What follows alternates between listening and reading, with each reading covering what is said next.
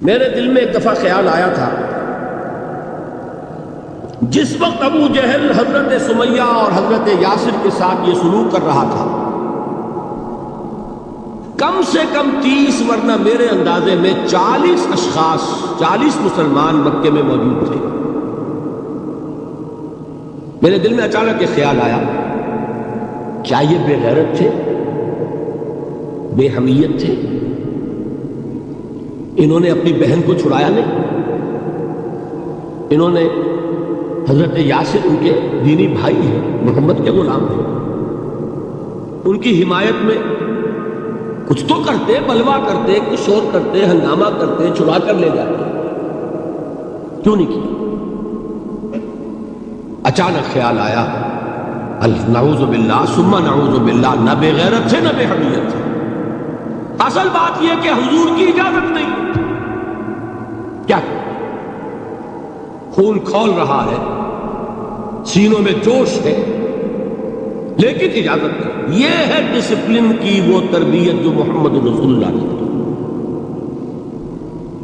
دیکھیے، جوش میں آ کے حملہ کرنا یہ اور بات ہے، خون کھول رہا ہو اور پھر اپنے آپ کو تھامنا یہ زیادہ مشکل کا ہے۔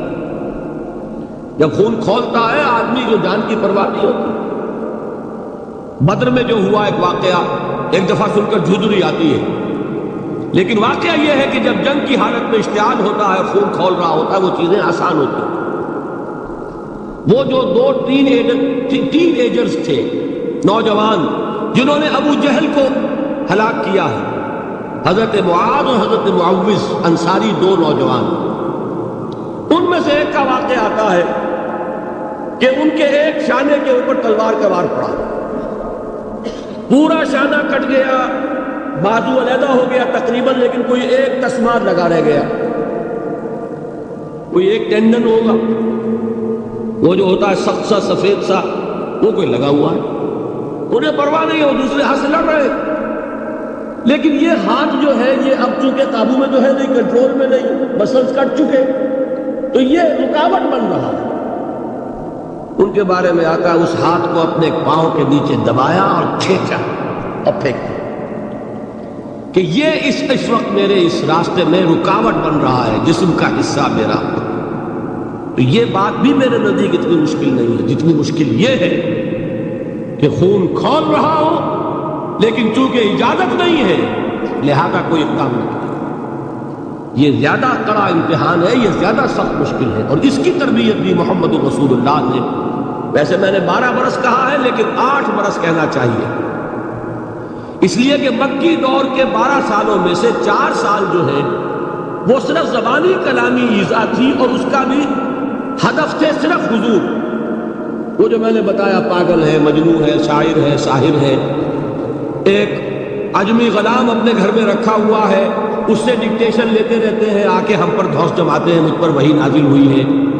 یہ سب کچھ ہوا 4 برس تک، لیکن ہوا صرف حضور کے ساتھ کہ انہیں ڈی مورلائز کر دو، ان کی ہمت ختم ہو جائے، خود بخود یہ بات بیٹھ جائے گی بتاشے کی طرح۔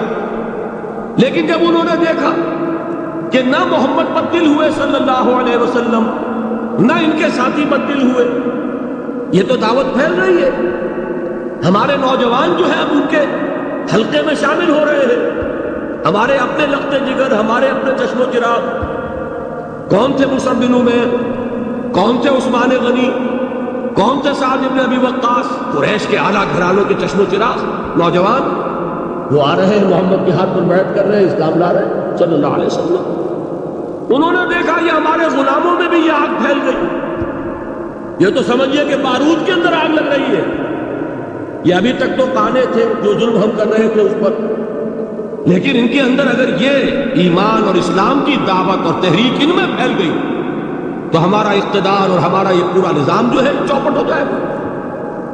یہ ہے وہ چیز جو میں نے کل آپ کو اقبال کا مصرع سنایا تھا کہ نظام کہنا کے پاس بالو یہ معرض انقلاب میں ہے، beware of the revolution that is coming, لہذا اپنی پوری قوتوں کو جمع کرو اور کچل دو انہیں، مارو انہیں۔ یہ کام شروع ہوا ہے سن 5 سے، بلکہ 4 سے لے کر 12 تک 8 برس اس کو کہتے ہیں پرسیکیوشن، فزیکل پرسیکیوشن، تشدد، مار پیٹ، جلانا، دہتے ہوئے انگاروں پر لٹانا، فاقے رکھنا، بھوکے رکھنا، ان کو ڈال دی گئی زنجیریں، گھروں میں بند کر دیا گیا نوجوانوں کو۔ حضرت عثمان کو چچا نے ان کے ایک چٹائی کے اندر لپیٹا اور دھونی دے دی، دم گھٹ رہا ہے، جان نکل گئی۔ حضرت مصعب بن عمیر رضی اللہ تعالی عنہ، وہ نوجوان 200 درہم کا جوڑا ان کا سل کر آتا تھا شام سے تیار ہو کر، لباس معطر ہوتا تھا، جدھر سے نکل گیا پوری گلی جو ہے وہ معطر ہو گئی، انگلیاں اٹھ رہی ہیں، وہ جا رہا ہے مصعب، یہ خوشبو اس کی ہے۔ اس مصعب کے ساتھ کیا سلوک کیا؟ باپ تو مر چکا تھا، ماں نے پالا تھا، دولت بہت چھوڑ کر گیا تھا باپ، لہذا ماں نے بڑے ناز و نام میں پالا، بڑے لاڈ پیار میں، 200 درہم کا جوڑا تیار ہو رہا تھا۔ لیکن یہ کہ آپ کو معلوم ہے عرب کے اس معاشرے میں عورت کی کوئی حیثیت نہیں تھی، ماں کا اختیار نہیں تھا، چچا تھا سربراہ خاندان کا۔ چچا نے کہا مصعب اگر تم نے اپنے باپ کا دین چھوڑ دیا ہے تو باپ کی دولت پر بھی تمہارا کوئی حق نہیں ہے، نکل جاؤ گھر سے۔ اس نے یہ سوچا تھا کہ مصعب کے ہوش ٹھکانے آ جائیں گے، دن میں تارے نظر آ جائیں گے، ناز و نام میں پلا ہوا گھر سے نکل کے جائے گا کہاں، یہ سارا نشہ جو ہے توحید کا یہ حیران ہو جائے گا۔ حضرت مصعب کا جواب بالکل برعکس تھا، اچھا ٹھیک ہے چچا جان، میں گھر چھوڑتا ہوں۔ وہی بات جو کبھی کہی تھی ابراہیم نے، باپ نے کیا کہا تھا؟ واجرنی ملیہ، جاؤ چلے جاؤ، دفع ہو جاؤ میری نگاہوں سے۔ حضرت ابراہیم نے کیا جواب دیا تھا؟ سلام علیک ساستغفر لک ربی انہ کان بی حفیظ۔ اچھا باجان، آپ کا حکم یہی ہے تو میں چلتا ہوں، آپ پر سلامتی ہو، میرا رب مجھ پر بڑا مہربان ہے، میں اس سے آپ کے لیے استغفار کروں گا۔ چل دیے۔ یہی جو ہے حضرت ابراہیم کی نسل ہے، نہ قریش۔ آج ابراہیم کے ایک بیٹے کے ساتھ وہی معاملہ ہو رہا ہے، مصعب کے ساتھ، اور مصعب چلنے کے لیے تیار ہو گئے۔ چچا نے سوچا، میں سمجھتا تھا کہ ہوش ٹھکانے آ جائیں گے، یہ تو تیار ہو گیا نکلنے کے لیے۔ غصے میں آ کے اگلی بات کہی، یہ کپڑے جو پہنے ہوئے تم نے یہ بھی اسی مشرک باپ کی کمائی کے ہیں، اتارو ان کو۔ وہی کپڑے اتارے، مادر ذات برہنہ گھر سے نکالے گئے۔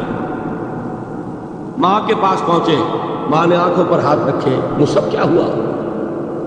کہ ماں سے کہتے ہیں کہ ماں میں موحد ہو گیا، اور وہاں سے گئے پھر حضور کی خدمت میں کپڑے کہیں سے مانگے ہوں گے۔ یہ مصعب ہیں 200 درہم کا جوڑا پہننے والے۔ جب حضور پر مدینے کے 12 افراد ایمان لائے تھے، بیعت عقبہ اولیٰ ہوئی، انہوں نے کہا کہ حضور ہمیں کوئی شخص اپنا ایسا شاگرد دیجئے جو ہمیں قرآن پڑھا سکے۔ حضور نے حکم دیا مصعب جاؤ، اب مدینے جاؤ، یثرب جاؤ، یثرب والوں کو قرآن پڑھاؤ، انہیں تبلیغ کرو۔ مصعب گئے ہیں وہاں، 1 سال کی کمائی 75 افراد لا کر حضور کی جھولی میں اگلے سال ڈال دیے کہ حضور یہ میری 1 سال کی کمائی ہے۔ 72 مرد 3 عورتیں، انہوں نے وہ بیعت کی تھی، بیعت عقبہ ثانیہ، جس کے الفاظ کل میں نے آپ کو سنائے تھے۔ بایعنا رسول اللہ صلی اللہ علیہ وسلم علی السمع والطاعت فی العسر والیسر والمنشط والمکرہ وعلی صرف علینا وعلی لا ننازع الامر اہلہ وعلی نقول بالحق اینما کنا لا نخاف فی اللہ لومۃ لائم۔ یہ 72 مرد تھے مدینے کے جنہوں نے یہ بیعت کی۔ پھر انہوں نے ریکویسٹ کی کہ حضور اب آپ ہمارے ہاں تشریف لائیں، ہم اگر یہ مکے والے وہاں حملہ کریں گے تو ہم آپ کی حفاظت کریں گے جیسے کہ اپنے اہل و عیال کی کرتے ہیں۔ بہرحال وہ مصعب بن عمیر ہیں جو غزوہ احد میں شہید ہوئے، اور جب شہید ہوئے تو ان کے جسم پر صرف ایک چادر تھی۔ ایک بات تو یہ نوٹ کیجئے، موضوع سے ذرا بات تھوڑی ادھر ادھر جا رہی ہے، لیکن یہی چیزیں ہیں اصل میں کہ جو ہمارے دلوں کو منور کرنے والی ہیں نور ایمان سے۔ وہ علم بردار تھے غزوہ احد میں، جھنڈا مسلمانوں کا ان کے پاس تھا۔ ایک ہاتھ پر ایک شانے پر وار پڑا، ہاتھ کٹ گیا، دوسرے سے تھاما، دوسرے پہ کٹ گیا، اب دونوں حصوں کے بچے ہوئے ٹکڑوں سے جھنڈے کو تھاما، گرنے نہیں دیا، یہاں تک کہ شہید ہو گئے۔ گرے ہیں تو جھنڈا گرا ہے۔ شکل میں حضور سے بہت مشابہ تھے، خبر اڑ گئی کہ محمد شہید ہو گئے صلی اللہ علیہ وسلم۔ یہ مصعب بن عمیر کا واقعہ ہے۔ جب ان کو اب دفن کرنے کا وقت آیا، اور شہید کے لیے کفن جو ہے اس کا وہی لباس ہوتا ہے جو شہادت کے وقت ہے، حضور کے سامنے ایک پرابلم پیش کیا گیا. حضور مصعب کے جسم پر تو ایک چادر تھی اور وہ چادر بھی اتنی چھوٹی ہے, یعنی 2 گز کی چادر بھی نہیں ہے. اس سے اگر سر ڈھانپتے ہیں مصعب کا تو پیر کھل جاتے ہیں, پیر ڈھانپتے ہیں تو سر کھلتا ہے. کیا کریں؟ حضور نے فرمایا سر ڈھانپ دو چادر سے اور پیروں پر گھاس ڈال دو. یہ آخری لباس ہے جو محمد کے اس دیوانے کو اس دنیا سے رخصت ہوتے ہوئے ملا ہے, جس کا 200 درہم کا جوڑا چلتا تھا. یہ ہے صبر. برداشت کیا کہ نہیں کیا؟ تو یہ جان لیجئے میں جو بات فلسفے کی سمجھانا چاہتا تھا وہ یہ جو پیسیو ریزسٹنس ہے 8 سال جو رہی ہے کہ تمہیں مارے, تمہیں تکلیفیں پہنچائیں, تم پر جو بھی آئے جھیلو, برداشت کرو, تمہیں ہاتھ اٹھانے کی اجازت نہیں. اصل میں انقلابی عمل میں یہ بہت فیصلہ کن چیز ہے. اس کی وجہ کیا ہے؟ دیکھیے اگر شروع ہی سے انقلابی لوگ وائلنٹ ہو جائیں گے تو ظاہر بات ہے وہ تو تھوڑے ہوتے ہیں, گنتی کے ہوتے ہیں. جو نظام قائم ہے اس کے پاس طاقت بہت ہوتی ہے, اس نظام کو اخلاقی جواز حاصل ہو جائے گا ان کو کچل دینے کا, ختم کر دینے کا. اب جب کہ وہ ہاتھ نہیں اٹھا رہے تو اخلاقی جواز تو نہیں ہے نا. اب اگر مارا جا رہا ہے تو عوام الناس کی دلی ہمدردیاں ان کے ساتھ ہوتی چلی جاتی. یہ امیہ ابن خلف نے بلال کو آج اتنا مارا, کیوں مارا؟ کیا بلال نے کوئی چوری کر دی تھی؟ نہیں بھائی. کیا کوئی اور گستاخی کی تھی اپنے آقا کی؟ نہیں. کہیں معاذ اللہ اس نے اپنے آقا امیہ ابن خلف کی بیٹی کے اوپر تو کوئی نہیں ہاتھ اٹھا دیا تھا؟ نہیں. تو کیا وجہ ہوئی؟ بس صرف یہ وجہ ہے کہ وہ ایک اللہ کو مانتا ہے اور محمد پر ایمان لے آیا صلی اللہ علیہ وسلم. بتائیے اس کا کیا اثر ہوگا؟ یہ خباب بن الارت پیشے کے لحاظ سے لوہار تھے. سوچئے ایک زندہ انسان کو دہتے ہوئے انگاروں پر لٹایا جا رہا ہے. ان انگاروں سے کھال جلی, کمر کی چربی پگھلی, اس پگھلنے والی چربی سے وہ انگارے ٹھنڈے پڑے. یہ سب کچھ جھیل رہا ایک شخص. سوچنے والوں نے سوچا نہیں ہوگا کیا جرم تھا ان کا, تو بڑا شریف آدمی ہے, بہت اچھا کاریگر ہے, وقت پر کام دیتا ہے, مناسب اجرت لیتا ہے, یہ کیا ہوا؟ یہ کوئی جرم نہیں. جرم صرف ایک ہے, ایک اللہ کو مانتا ہے اور محمد کے دامن سے وابستہ ہے. آپ سوچئے, دیکھیے ایک لفظ ہم بولا کرتے ہیں سائلنٹ میجورٹی. واقعہ یہ ہے کہ کسی بھی معاشرے میں میجورٹی ہمیشہ سائلنٹ رہتی ہے. وہ سائلنٹ اسپیکٹیٹر ہوتی ہے, دیکھتی رہتی ہے کیا ہو رہا ہے. لیکن سائلنٹ میجورٹی سائلنٹ ہوتی ہے, اندھی بہری تو نہیں ہوتی. دیکھتی تو ہے کہ کیا ہو رہا ہے, سن تو رہی ہے کہ کیا چرچے ہیں. اب جب وہ دیکھتے ہیں کہ کچھ شریف لوگ ہیں, بڑے ہی اعلیٰ اخلاق والے لوگ ہیں, ان پر تشدد ہو رہا ہے, انہیں مارا جا رہا ہے, انہیں ستایا جا رہا ہے, ان پر کوڑے برس رہے ہیں, انہیں دیکھتے ہوئے انگاروں پر لٹایا جا رہا ہے, ان کا کوئی جرم نہیں, کوئی ان کی خطا نہیں سوائے اس کے کہ ایک اللہ کو مانتے ہیں. انہوں نے کسی کو نقصان نہیں پہنچایا, انہوں نے کسی کا بال بیکا نہیں کیا, انہوں نے کسی پر دسترازی نہیں کی, وہ تو دعائیں دے رہے ہیں انہیں. اس کا نتیجہ کیا نکلتا ہے؟ اندر ہی اندر سائلنٹ میجورٹی کنورٹ ہوتی ہے. وہ جرت تو نہیں ہوتی کہ برملا اعلان کریں, لیکن دل ان کے بدل رہے ہیں. اور آپ کو معلوم ہے ایک مصرع بڑا پیارا ہے, جو دلوں کو فتح کر لے وہی فاتح زمانہ. یہ دل فتح ہو رہے تھے اس وقت. یہ 8 برس میں محمد صلی اللہ علیہ وسلم قریش کے دل فتح, چاہے وہ ایمان نہیں لائے, لیکن اندر سے انہیں نظر آ رہا تھا کہ کون کیا ہے. یہ ہے پیسیو ریزسٹنس, یہ ہے صبر محض. انقلابی عمل میں, اقامت دین کی جد و جہد میں پہلا مرحلہ یہ ہے صبر. دوسرا مرحلہ کیا ہے؟ جب اتنی قوت ہو گئی کہ اب آپ کو اندازہ ہے کہ اب آپ اس باطل نظام کے خلاف اقدام کر سکتے ہیں. دیکھیے ریولیوشنری پروسیس کسے کہتے ہیں؟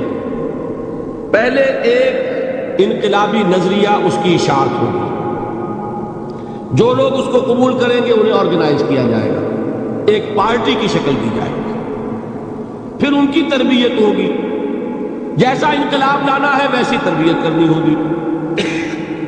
اب ٹکراؤ ہوگا اس باطل نظام کے ساتھ، غلط نظام کے ساتھ۔ اس ٹکراؤ کا پہلا مرحلہ یہ ہے، جب تک اتنی تعداد آپ کے پاس نہ ہو کہ آپ فیصلہ کن اقدام کر سکیں، اس وقت تک دعوت ہی دینی ہے، لوگوں کی تعداد اپنے اندر شامل کرنی ہے، اپنی قوت بڑھانی ہے، اپنی تربیت کرنی ہے، اپنی اصلاح کرنی ہے، اور صبر کرنا ہے، ریٹیلیٹ نہیں کرنا، اقدام نہیں کرنا، جوابی کارروائی نہیں کرنی۔ یہ کام ہے جو 12 برس میں مکے میں مکمل ہو گیا۔ اب کیا ہوا؟ ایک تعداد اب ہے حضور کے جانثاروں کی۔ یہ تعداد کیسے لوگوں کی ہے؟ ڈیووٹڈ، ڈیڈیکیٹڈ، اپنی زندگیاں وقف کیے ہوئے لوگ، ہر طرح کے امتحان سے گزر چکے، بھٹیوں میں سے نکل چکے، تربیت ہو چکی، منظم ایسے ہیں کہ جو حضور کا حکم ہے اس پر عمل پیرا ہے۔ سموتات، سنو اور اطاعت کرو، جس کا میں عرض کر چکا ہوں، اس سے بڑا کٹھن معاملہ نہیں ہو سکتا کہ تمہیں دہتے ہوئے انگاروں پر لٹا دیا جائے، تمہیں ہاتھ اٹھانے کی اجازت نہیں ہے۔ اس پر بھی پورے اترے صحابہ کرام، کسی نے ریٹیلیٹ نہیں کی۔ اب معلوم ہوا، اور اللہ نے ایک جگہ عطا فرما دی مدینہ منورہ، کہ وہاں حضور کو تمکن عطا فرما دیا، بیس مل گیا اب انقلابی عمل میں اقدام کا۔ بیس بھی ہے مدینہ، طاقت بھی ہے صحابہ کرام، اب اقدام ہوا۔ اقدام کیا تھا؟ نبی اکرم صلی اللہ علیہ وسلم نے مدینے پہنچنے کے بعد، اور یہ نوٹ کر لیجئے، سورہ حج کی ایک آیت ہے، اُذِنَ لِلَّذِينَ يُقَاتَلُونَ بِأَنَّهُمْ ظُلِمُوا وَإِنَّ اللَّهَ عَلَىٰ نَصْرِهِمْ لَقَدِيرٌ۔ آج سے اجازت دی جا رہی ہے ان لوگوں کو جن پر ظلم و ستم کے پہاڑ توڑے گئے۔ ابھی تک حکم تھا ہاتھ بنے رکھو، آج سے ہاتھ کھول دو، یو کین ریٹیلیٹ، تم بدلہ لے سکتے ہو، جوابی کارروائی کر سکتے ہو۔ یہ آیت نازل ہوئی، حضرت عبداللہ ابن عباس کی یہ رائے ہے کہ یہ آیت نازل ہوئی ہے دوران سفر ہجرت، جب حضور مکے سے مدینے تشریف لے جا رہے تھے۔ یہ آیت یہ گویا کہ ٹرننگ پوائنٹ ہے کہ اب تک تو تمہیں حکم یہ تھا کہ چاہے تمہارے جسم کے ٹکڑے اڑا دیے جائیں، تم کوئی جوابی کارروائی نہیں کر سکتے۔ اب وہ حکم بدل گیا، اب تم اقدام کرو، جوابی کارروائی کرو۔ حضور نے کیا کیا اس کو سمجھ لیجئے، یہ سیرت کا بہت اہم باب ہے اور نگلیکٹڈ ہے، توجہ نہیں ہوئی اس پر۔ واقعات موجود ہیں سیرت کی کتابوں میں، ان واقعات کی اہمیت کیا ہے، ان سے کیا نتیجہ نکلتا ہے، اس پر زیادہ توجہ نہیں ہوئی۔ حضور نے مدینے پہنچ کر 6 مہینے تو کوئی اقدام نہیں کیا، اپنی پوزیشن کو کنسولیڈیٹ کیا۔ 3 اہم کام کیے، مسجد نبوی کی تعمیر کے ایک مرکز وجود میں آنا ہے، وہی اب آپ کی تربیت گاہ ہے، وہی خانقاہ ہے، وہی گورنمنٹ ہاؤس ہے، وہی درسگاہ ہے، اصحاب صفہ ہے، حضور صلی اللہ علیہ وسلم ہے، نماز با جماعت ہے، خطبہ جمعہ ہے، تو خانقاہ بھی وہی، تربیت گاہ بھی وہی، درسگاہ بھی وہی، گورنمنٹ ہاؤس بھی وہی۔ دوسرا کام کیا کیا؟ جو یہودی قبائل تھے ان کو جکڑ لیا، معاہدوں میں معاہدے کر لیے، تاکہ مدینے کے ڈیفنس کے لیے جوائنٹ ڈیفنس، اگر مدینے پر حملہ ہوگا طے ہو گیا کہ مل جل کر ڈیفینڈ کریں گے۔ یہ ایک بہت بڑا اقدام ہے۔ یہ تو آپ جو مستشرقین ہیں ان کی اگر کتابیں پڑھیں، Muhammad at Mecca, Muhammad at Medina, by Montgomery Watt, تو آپ کو پتا چلے گا کہ کیا کیا تعریفیں لوگوں نے کی ہے کہ یہ کس قدر اہم اقدام تھا اور کتنی دور بینی اور پیش بندی کا معاملہ کیا تھا محمد رسول اللہ۔ تیسرا کام کیا کیا؟ مواخات مہاجرین اور انصار کو جوڑ کر ایک وحدت بنا، آپ کو معلوم ہے اس کی تاریخ میں کوئی مثال نہیں ہے. ایک انصاری ایک مہاجر بھائی ہو گئے تو لوگوں نے گھر تقسیم کر دیے, دکانیں تقسیم کر دی, کاروبار بانٹ دیے. یہاں تک واقعہ ملتا ہے کہ ایک انصاری صحابی اپنے مہاجر بھائی کو گھر لے گئے, فرمایا یہ میری 2 بیویاں ہیں, ان میں سے جو تمہیں پسند ہو اشارہ کر دو, میں بھی طلاق دے دوں گا تاکہ تم ان سے شادی کر لو. میں یہ برداشت کرنے کو تیار نہیں کہ میرے گھر میں 2 بیویاں ہوں اور میرے بھائی کا گھر جو ہے وہ آباد ہو. کوئی مغالطہ آپ کو نہ ہو جائے, کوئی غلط دلیل اس سے آپ نہ لے. اس وقت تک پردے کا حکم نہیں آیا تھا, پردے کا حکم بعد میں آیا, وہ سن 5 میں آیا, 6 میں آیا, سورہ نور میں, سورہ احزاب میں. یہ تو 5 اور 6 کی صورتیں ہیں. یہ واقعہ ہو رہا ہے سن 1 ہجری میں, تو ابھی پردے کا حکم تھا نہیں, پردہ اس معاشرے میں تھا نہیں. گھر لے گئے سیدھے, یہ 2 بیویاں ہیں اور ان میں بھی چوائس تمہارا, جو تم پسند کرو. یہ 3 کام ہے انٹرنل کنسولیڈیشن, اور اس کے بعد آپ نے اب چھاپا مار دستے بھیجنے شروع کر دیے. مکے کے خلاف اقدام, وہ اقدام کیا ہے جدید اصطلاح میں بات سمجھا دوں گا. 2 کام, political isolation of Quraysh and economic blockade of Mecca. حضور تشریف لے گئے, ایک قبیلے سے آپ نے معاہدہ کر لیا. وہ قبیلہ یا تو پہلے حلیف تھا قریش کا, اب حلیف ہو گیا محمد کا صلی اللہ علیہ وسلم. قریش کی آئسولیشن ہو رہی ہے اور حضور کی قوت بڑھ رہی ہے. یا یہ کہ ان کا بھی معاہدہ ہو گیا, ان کا بھی ہو گیا, تو نیوٹرل تو ہو گیا نا. یہ ہے پولیٹیکل آئسولیشن آف قریش. اور اکنامک بلاکیڈ کیا ہے؟ قریش کا کیا تھا ذریعہ معاش؟ تجارت. تجارتی قافلے کہاں جاتے تھے؟ شام. وہ راستہ گزرتا تھا بدر کے پاس سے, اور جاتے تھے یمن. وہ راستہ گزرتا تھا طائف ہو کر. حضور نے دونوں پر دستے بھیجنے شروع کر دیے.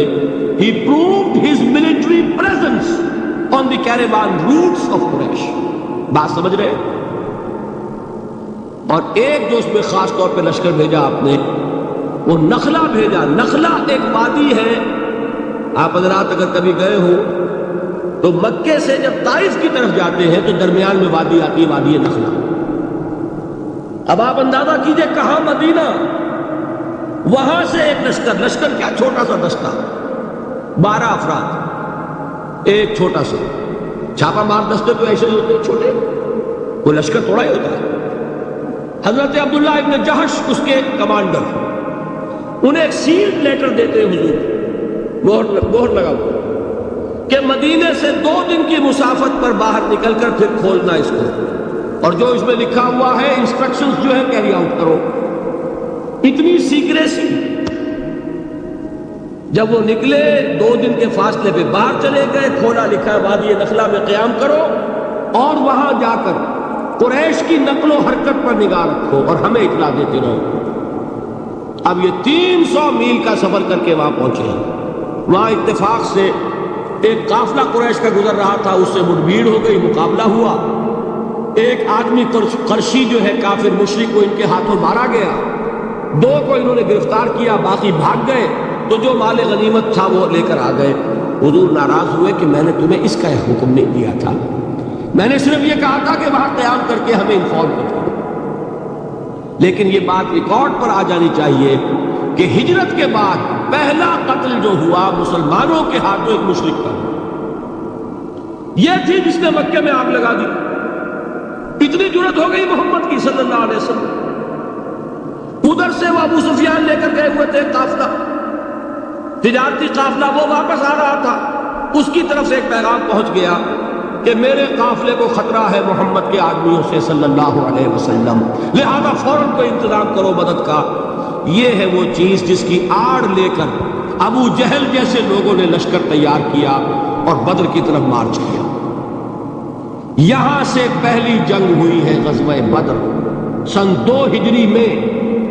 اگر حضور اقدام نہ کرتے حضور نے یہ دستے بھیجے نہ ہوتے، اگر مسلمانوں کے ہاتھوں ایک کافر کا قتل نہ ہوتا، اگر وہ راستہ جو ہے تجارتی راستہ وہ مخدوش نہ ہو گیا ہوتا، بدر کی جنگ نہ ہوتی۔ یہ اقدام تھا محمد رسول اللہ صلی اللہ علیہ وسلم کا، جس کے نتیجے میں final phase of revolution, armed conflict, وہ اب شروع ہوا ہے سن 2 میں، جاری رہا سن 8 تک۔ اندرون ملک عرب یہ 6 سال ہے۔ ان 6 سالوں میں غزوہ بدر، غزوہ احد، غزوہ احزاب، یہ سارے غزوے ہو گئے، پھر فتح مکہ، پھر یہ کہ غزوہ حنین، طائف کا محاصرہ، سن 8 تک یہ معاملہ مکمل ہو گیا۔ جاء الحق وزهق الباطل ان الباطل کان زہوقا۔ جب یہ فیز شروع ہوا ہے تو یہ آیت نازل ہوئی جو میں نے سنائی تھی آپ کو، یا ایھا الذین آمنوا استعینوا بالصبر والصلاۃ، اے مسلمانوں، اہل ایمان، مدد حاصل کرو، اب جو نیا فیز شروع ہو چکا ہے تمہاری جد و جہد کا۔ یہ مدنی آیت ہے نا، مدنی صورت ہے۔ وہ جد و جہد کا دور جو تھا مکی، وہ کچھ اور تھا، یہ کچھ اور ہے۔ اس میں تو اب تمہیں آگے بڑھنا ہے، کفر پر اور شرک پر حملہ آور ہونا ہے، اقدام کرنا ہے، چیلنج کرنا ہے۔ فاستعینوا بالصبر والصلاۃ، مدد حاصل کرو کس سے؟ صبر سے اور نماز سے۔ ان اللہ مع الصابرین، جان لو کہ اللہ تعالیٰ صبر کرنے والوں کے ساتھ۔ ولا تقولوا لمن يقتل في سبيل الله اموات، اور ہرگز نہ کہو اسے جو اللہ کی راہ میں قتل ہو جائے کہ وہ مردہ ہے۔ بل احیاء ولکن لا تشعرون، نہیں، وہ زندہ ہے لیکن تمہیں ان کا شعور نہیں ہے۔ اور سنیے اب یہ آیت اہم ترین ہے صبر کے موضوع پر۔ وَلَنَبْلُوَنَّكُمْ بِشَيْءٍ مِّنَ الْخَوْفِ وَالْجُوعِ وَنَقْصٍ مِّنَ الْأَمْوَالِ وَالْأَنفُسِ وَالثَّمَرَاتِ وَبَشِّرِ الصَّابِرِينَ، اور دیکھو ہم تمہیں آزمائیں گے۔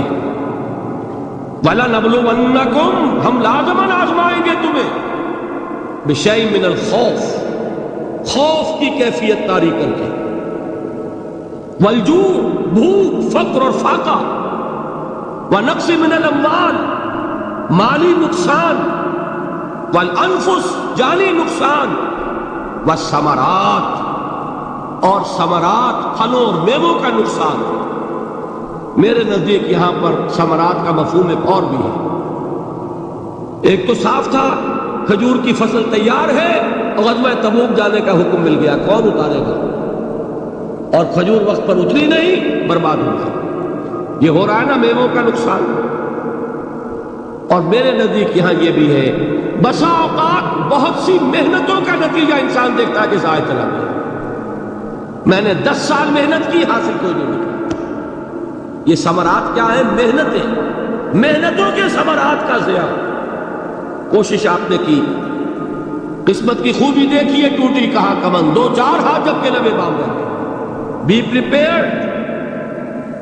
ایک شاعر کے یہ اشعار ہیں، وہ کمیونسٹ تھا، میں نام بھی نہیں لیتا، لیکن یہ کہ یہ اسی انقلابی، چونکہ ان کا بھی ایک انقلابی نظریہ ہے، انقلابی عمل میں یہ سارے مراحل آتے ہیں۔ کوئی سیٹ بیک آیا، فرض کیجئے کوئی ناکامی ہو گئی، تو اپنے ساتھیوں کو دل بندھانے کے لیے یہ فصل امیدوں کی ہمدم اس بار بھی غارت جائے گی، سب محنت صبح و شاموں کی اب کے بھی اکارت جائے گی۔ میرے نبی کے ثمرات کا جو لفظ یہاں آیا ہے، بنقص من الاموال والانفس والثمرات، سب محنت صبح و شاموں کی اب کے بھی اکارت جائے گی۔ دھرتی کے کونوں کھدروں میں پھر اپنے لہو کی کھاد بھرو، پھر مٹی سینچو اشکوں سے، پھر اگلی رت کی فکر کرو، پھر اگلی رت کی فکر کرو، جب پھر ایک بار اجڑنا ہے۔ ایک فصل پکی تو بھر پایا، تب تک تو یہی کچھ کرنا، ایک مقصد ہے سامنے، انقلاب برپا کرنا ہے۔ ایک کوشش ناکام ہو جائے کوئی پرواہ نہیں، نیکسٹ، پھر تیار رہو ناکامی کے لیے، ایسا نہ ہو جو انگریزی میں کہتے ہیں hope for the best but be prepared for the worst. ایسا نہ ہو کہ دوسری مرتبہ ناکام ہو کے بددل ہو جاؤ, تمہاری ہمتیں جواب دے جائیں. نہیں, پہلے سے تیار رہو کہ دوسری مرتبہ بھی ناکامی آئے تو آئے, لیکن جب تک کہ کامیابی حاصل نہیں ہوتی ہمیں یہ کام کیے تھے. دیکھیے سیرت میں آیا کہ نہیں یہ واقعہ. بدر میں مسلمانوں کو فتح ہوئی تو احد میں زک پہنچی کہ نہیں؟ 70 صحابہ شہید ہوئے کہ نہیں؟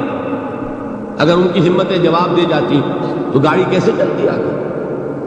تو فرمایا وَلَنَبْلُوَنَّكُمْ بِشَيْءٍ مِّنَ الْخَوْفِ وَالْجُوعِ وَنَقْصٍ مِّنَ الْأَمْوَالِ وَالْأَنفُسِ وَالثَّمَرَاتِ. ہم تمہیں لازماً آزمائیں گے خوف کی کیفیت سے, فقر و فاقے کی کیفیت سے, بھوک سے, جان کے نقصان سے, مال کے نقصان سے, محنت